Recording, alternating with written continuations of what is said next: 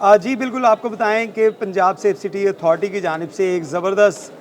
जो सिस्टम है, उसको अडॉप्ट किया गया है और एआई टेक्नोलॉजी की मदद से अब पुलिस के पास 15 की कॉल करने वाले हर शख्स का डाटा मौजूद होगा। पोलकॉम के साथ उसको अटैच किया गया है। पोलकॉम के बारे में बताएँ कि किसी भी शख्स ने अगर किसी जगह के ऊपर भी कोई एफआईआर करवाई है, पाकिस्तान भर में कोई एफआईआर उसने करवाई है जिसमें वो मुद्दई है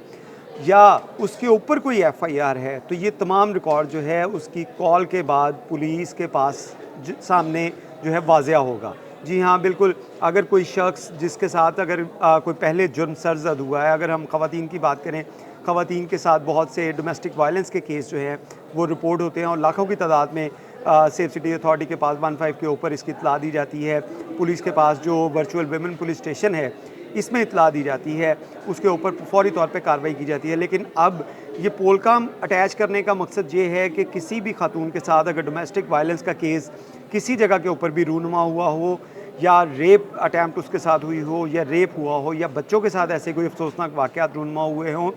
तो फ़ौरी तौर पे जो कॉल करने वाला है उसका रिकॉर्ड जो है वो सामने आ जाएगा कि क्या पहले भी इसके साथ ऐसा कभी कुछ हुआ? अगर हुआ है तो फ़ौरी तौर पे ये अलर्ट जनरेट किया जाएगा कि ये रेप विक्टिम है, ये डोमेस्टिक वायलेंस का विक्टिम है। इसको प्रोटेक्ट करने के लिए तमाम जो चीज़ें आपस से पुष्ट डालते हुए इस तक पहुंचा जाए और पुलिस फ़ौरी तौर पे रिस्पॉन्स करे और उसके साथ-साथ हाई एप्स इसके अंदर इंटरवीन करें ताकि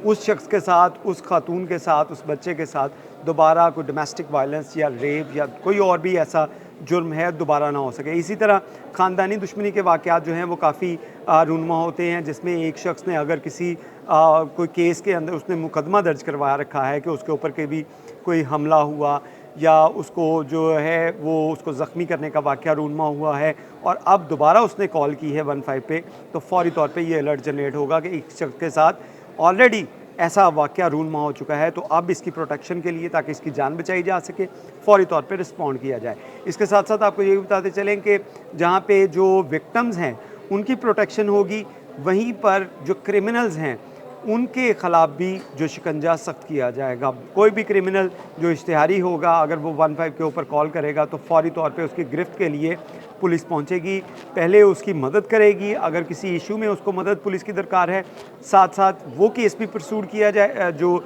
किया जाएगा और उसके साथ-साथ जो क्रिमिनल होगा, उसके खिलाफ भी कार्रवाई की जा सकेगी और उसको भी फ़ौरी तौर पर पकड़ा जा सकेगा। इसमें आपको बताएँ कि लाखों की तादाद में